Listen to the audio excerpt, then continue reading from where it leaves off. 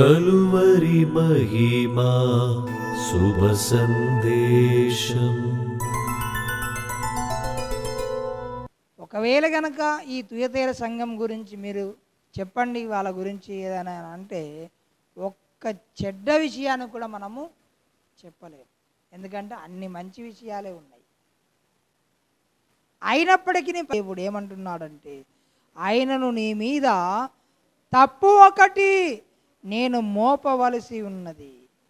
ఏమనగా తాను ప్రవక్తిని అని చెప్పుకొనుచున్న యెజబేలను స్త్రీని నీవు ఉండనిచ్చుచున్నావు. అది ఘోరమైన తప్పిదము చేస్తున్నారన్నట్టు. ఎవరు? ఈ తుయతైర సంఘము వారు.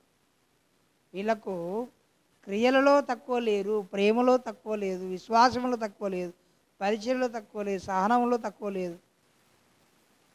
మొదటి క్రియల కంటే ఇంకా కడపడి క్రియలు మరీ ఎక్కువగానే ఉన్నాయి. కానీ వాళ్ళు చేసిన నేరము తప్పేమిటంటే, తాను ప్రవక్తినని చెప్పుకొనుచున్న యెజబేలను స్త్రీని నీవు ఉండనిచ్చుచున్నావు. ఇది మరీ ఆశ్చర్యం సార్. యెజబేలు అనే పేరు ఎక్కడిది? బైబిల్ ఎప్పుడు వింటాం మనం? ఎక్కడ వింటాం మనం? ఎక్కడ ఉన్నది? పాత నిబంధన గ్రంథంలో ఉంది. ఎవరు యెజబేలు? ఇశ్రాయేలు రాజులలో దేవుని దృష్టికి అత్యంత దుష్టుడుగా ఎంచబడిన ఆహాబు యొక్క భార్య పేరే యెజబేలు. యెజబేలు అనే పేరుకు అర్థం ఏమిటంటే పవిత్రురాలు అని అర్థం. కానీ చేసిన పనులన్నీ అపవిత్రమైనవి, చెడ్డవి. సీదోనీయుల రాజకుమార్తె ఈమె. మొదటి రాజుల గ్రంథము 16వ అధ్యాయము 30వ వచనం నుండి చదువుకుందాం. ఒమ్రీ కుమారుడైన ఆహాబు తన పూర్వీకులందరినీ మించునంతగా యెహోవా దృష్టికి చెడుతనము చేశాను. ఎంత ఘోరంగా మరి దేవుని వాక్యం అతని గురించి చెబుతుందో చూడండి.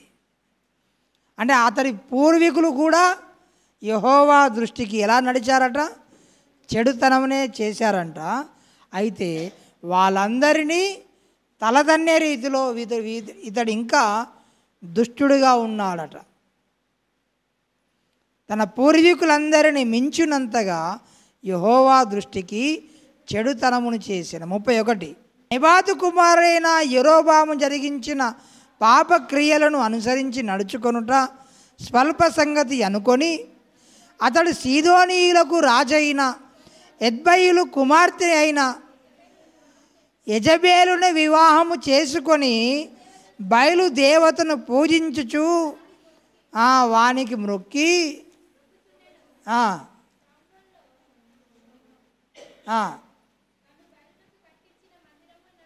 ఎవరిని చేసుకున్నాడట? సీదోనీయుల రాజకుమార్తె ఎత్బయలు యొక్క కుమార్తె అయిన యెజబేలును వివాహము చేసుకు. అసలు ఇశ్రాయేలీయులకు దేవుడు ఒక చక్కని నిబంధన ఇచ్చాడు వివాహ విషయంలో. ఏమన్నాడంటే, ఇశ్రాయేలీయులు అన్న స్త్రీలను పెళ్లి చేసుకోకూడదు అని నిబంధన ఇచ్చాడు. మళ్ళీ ఇతడు రాజు, తన ప్రజలకు మాదిరిగా ఉండాలా లేదా? మాదిరిగా ఉండవలసిన వాడే ఏం చేశాడు? వెళ్ళి యెజబేలును పెళ్లి చేసుకున్నాడు. సరే, వచ్చి గమ్మును ఊరుకున్నదా? మరి అసలు ఆమె గురించి బైబిల్ గ్రంథము ఎంత ఘోరంగా సాక్ష్యం ఇచ్చిందంటే, ఆమె జారిని అని చెప్పాడు. నువ్వు ఏ స్థానంలో ఉన్నావు, ఏమి చేశావు, అది రాణి స్థానంలో ఉండింది ఆమె. జారత్వము చేసినట్టుగా చెబుతుంది. రెండవది, అంత మాత్రమే కాదు, అసలు ఎన్ని చేయకూడదు అన్ని పనులు చేసి కూర్చున్నది ఆమె. రావడమే యెహోవా దేవుని బలిపీఠాలను కూలగొట్టించింది. ఎందుకంటే అధికారం వచ్చింది కదా. మరి చేతికి ఏమొచ్చింది? అధికారం వచ్చింది. అని చెప్పేసి యెహోవా దేవుని బలిపీఠాలను కూలగొట్టించేసింది.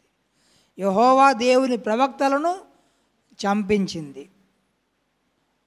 జీతాలిచ్చి కొంతమంది అబద్ధ బోధకులను ప్రవక్తలుగా పెట్టుకున్నది. ఎవరికి? బయలుకు. ఎందుకంటే ఆమె అంతకుముందు దానికే పూజ చేసేది. రాణి స్థానంలో రాగాలనే ఏం చేసింది? ఇశ్రాయేలులో వాళ్ళకి జీతాలు ఇచ్చి బయలే దేవుడు అని చెప్పుండ్రా, ప్రచారం చేయపోండి అని ప్రచారం చేస్తున్నా. అబద్ధ ప్రవక్తలను పెంచి జీతాలిచ్చి పోషించి ఎవరు దేవుడని పలికించింది? బయలుదేవుడని పలికించింది. ఏ మూలకు చూసినా బయలుదేవుడని అంటాను, ఏ మూలకు చూసినా బయలుదేవుడని అంటాను. ఇశ్రాయేల్ సమాజంలో ఒక తడబాటు వచ్చేసింది. అరే ఇంతకు యెహోవా దేవుడా బయలుదేవుడా అని. ఏలియా రోషముతో కర్మెలు కొండ మీదకి వెళ్ళి సవాలు విసిరాడు ప్రజలకు. మీరెన్నాళ్ళు రెండు తలంపుల మధ్య తడబడుచుందురు? చలో కమాన్ రండి, యెహోవా దేవుడా బయలుదేవుడా తెలుసుకుందాం రండి అంటే ఆ బయలుదేవత యొక్క ప్రవక్తలు ఎవరైతే ఉన్నారో వారందరూ వచ్చారు. కండిషన్ ఏంటంటే ఒక పశువును వధించి ఎద్దును వధించి బలిపీఠం మీద పెట్టి మీ దేవునికి మీరు ప్రార్థన చేయాలి, మా దేవునికి మేము ప్రార్థన చేస్తాం. ఎవరి దేవుడైతే వచ్చి అగ్నిని కురిపించి ఈ మాంసమును దహించి వేస్తాడో ఆయన నిజమైన దేవుడిగా మనం పూజిద్దాంపా అని చెప్పి అన్నాడు. వాళ్ళు ఒప్పుకున్నారో ఒప్పుకోలేదా? వాళ్ళు అనుకున్నట్టుగా బలిపీఠం కట్టారు, మీద దాని మీద మాంసం పెట్టి ఇక మీరు ప్రార్థన చేయండి రా, ఫస్ట్ మీకే ఛాన్స్ అని అన్నాడు ఏలియా. ఒక గంట అయిపోయింది, 2 గంటలు అయిపోయింది, మీరు పిలుస్తాళ్ళు బయలుదేరంటే బయలుదేరుతుంది. అది ఎంత పిలిస్తే మాత్రం వస్తారా? మరి రానప్పుడు దానికి ప్రవక్తలు ఎందుకు వచ్చారు మరి అంటే అబద్ధమును చాటించడానికి. డబ్బుకు ఆశపడి చాలామంది ఏం చేస్తున్నారు? అబద్ధమును ప్రచారం చేస్తున్నారు. ఈ రోజుల్లో కూడా జరిగేది అదే. యెజబేలు జారిణి అని రాయబడి ఉంది, తర్వాత విగ్రహారాధికురాలని ఉంది. ఆయన కోరుకుంటే ఎవరైనా దొరుకుతారు, కానీ ఎవరిని కోరుకున్నాడు మరి? దేవుని దృష్టికి బహుగా చెడిపోయాడు గనక వీనికి తగ్గట్టు ఈమెను కోరుకున్నాడు. రాజు కోటకు ఆనుకొని ఒక బీదవాడికి ఒక ద్రాక్ష తోట ఉండిందట. ఇది నా కోటను ఆనుకొని ఉన్నది, నాకు ఇయ్యరాదని అడిగిండు. ఎవరు? రాజు, ఆహాబు రాజు. ఇది నా అమ్మా నాన్న కాంచి వచ్చింది, నాకు నేను దీన్ని అమ్మను, మాకే ఉండాలి అని ఆయన అన్నాడు. రాజు అడిగితే ఇయ్యరే అని ఇంటికి వచ్చి కూర్చొని దిగాలుగా ఉండిపోయాడు. భార్య ఎంత అర్థం చేసుకునే భార్య తెలుసా? ఏమండి ఏమైంది అంత దిగులుగా ఉన్నావు? ఈమె చూడు ఎంత అర్థం చేసుకునే భార్యను. ఎవరు? యెజబేలు. ఏంటండి ఎందుకు బాధలో ఉన్నావు అని అడిగింది. ఈయన దిగలుగా ఉంటే అడిగింది యెజబేలు, ఏంటండి ఎందుకు నారదపడుతున్నాడు? అట్లా కాదమ్మా, ఇట్లా మన కోటను ఆనుకొని గది చూడవు తోట, అది ఏమని అడిగినా అడిగితే ఇస్తలేడు అని. దానికే మా భాగ్యం అండి, అది నీదే అది అని అన్నది ఈమె. తీసుకోపోయిగా అంటే అదొక నరహంతకురాలు, ఒక విగ్రహారాధికురాలు, జారణి స్త్రీ, మంత్ర విద్యలు తెలిసినది, ఇన్ని కలగలుపుకొని ఉన్నది. అయితే ఆ తర్వాత కాలంలో చెప్పాడు, ఎక్కడైతే ఎవరినైతే నువ్వు రక్తం చిందించావో నీ రక్తము కుక్కలు నాకాల. యెహూ అనే ఒక మరి రాజు యొక్క గుర్రముల కాళ్ళ కింద యెజబేలును తొక్కి చంపిపడేశారు. ప్రతిదానికి జీతం ఉంటుంది. దానికి జీతం, మంచి దానికి జీతమే, చెడు దానికి జీతమే. మీరు రాజ గ్రంథం చదవండి. యెహోవా దేవుని బలిపీఠాలను కూలగొట్టించి ఎప్పుడెప్పుడో దేవుని ప్రజలకు నష్టం చేసి, దేవునికి నష్టం చేసి, ఒక నిరపరాధి రక్తమును చిందించి, ఆ తర్వాతి కాలంలో తాను బ్రతికిన చెడ్డ బ్రతుకును బట్టి దేవుడు ఆమెకు తీర్పు తీర్చి యెహూ గుర్రము కాళ్ళ కింద చెదగదొరక్కబడి చంపివేయబడింది. ఎప్పుడు ఈ వాక్యం రాయడానికంటే దాదాపు 800-1000 సంవత్సరాల క్రితం యెజబెలు చనిపోయింది. 800-1000 సంవత్సరాల తరువాత ఇప్పుడు యెజబెలు గురించి మాట్లాడతాడేమిటి? నీవు యెజబెలను స్త్రీని ఉండనిచ్చుచున్నావు. దేవుని ప్రజలకు ఎంతో నష్టము కలిగించి, దేవుని ప్రజలలో తడబాటును పుట్టించింది. అవును, యెజబెలును ఉండనియ్యడం ఏమిటి? యెజబెలు చనిపోయింది కదా. అంటే యెజబెలు చనిపోయింది, కానీ యెజబెలును వాడుకొని ఆనాడు దుష్టక్రియలను జరిగించిన ఏ దుష్టాత్మ అయితే ఆమె మీద ఉన్నదో ఆ దుష్టాత్మ ఇప్పటి వరకు కూడా సజీవంగానే ఉంది. ఈ లేఖనం రాసేటప్పటికీ 800 సంవత్సరాలు, ఇప్పటికైతే 2000 పైచిలుకు సంవత్సరాలు. ఆ యెజబెలును ఆవహించి దేవునికి విరోధమైన కార్యాలు చేసిన ఆ దుష్టాత్మ నేటికి సజీవంగానే ఉండింది. మరి ఎలా గుర్తుపట్టాలి యెజబెలును? వీళ్ళు అనుకున్నారు, మేము క్రియలు కలిగిన సంఘము, మేము ప్రేమ కలిగిన సంఘము, మేము విశ్వాసం కలిగిన సంఘము, పరిచర్య కలిగిన సంఘము, సహనం కలిగిన సంఘము అని అనుకునింది. కానీ పరిశుద్ధాత్మ దేవుడు వారు చేస్తున్న తప్పును ఎత్తు చూపించాడు. ఉండనిచ్చుచున్నావు అని అంటే ఉండనివ్వద్దని అర్థం. ఉండనియ్యాలనుకుంటే ఏం చేస్తారు? నువ్వు యెజబెలను స్త్రీని ఉండనివ్వద్దని చెప్తున్నాడు అన్నట్టు. ఏం చేయాలి మరి? వెళ్ళగొట్ట. ఈనాడు దేవుని సంఘాలలో ఎక్కువ శాతము యెజబెలే పనిచేస్తుంది. దేవుని ఆత్మ కంటే ఏ ఆత్మ పనిచేస్తుంది? యెజబెలే పనిచేస్తుంది. అందుకొరకే బైబిల్లో దేవుడు బయలుపరిచిన సత్యమునకు భిన్నమైన బోధలు దేవుని సంఘములో వినవస్తున్నవి. ప్రజలలో ఒక తడబాటు వచ్చేసింది.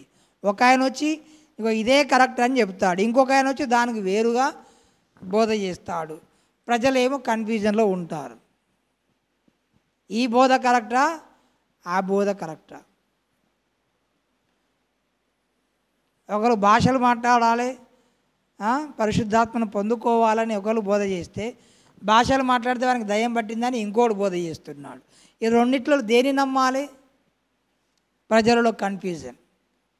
ఈ కన్ఫ్యూజన్ అంతా కలగజేసేది ఎవరి పని?